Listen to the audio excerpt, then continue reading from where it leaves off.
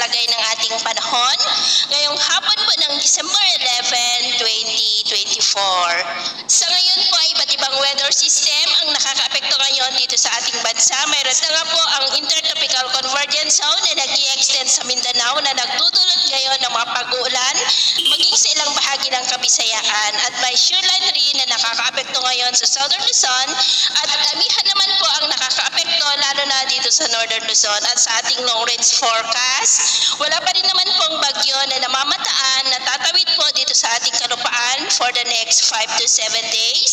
Pero may banta pa rin ng pamumuo ng sama ng panahon sa susunod na mga araw at ang development pa rin yan ang ating babantayan kung matutuloy po o hindi. At sa lagay ng ating panahon, ngayong hapon ay maulap pa rin ang kalangitan with isolated rains sa malaking bahagi ng Mindanao maging sa may Southern Samar, Leyte, Cebu, Bohol, Negros, ilang bahagi ng Panay Island, dulot po yan ng Intertropical Convergence Zone. At dahil naman sa shoreline at amihan, ay cloudy skies with isolated rains sa ilang bahagi po ng Bicol Region, Mimaroc, Calabarzon, Ilocos Region, Cordillera at ilang bahagi ng Cagayan Valley.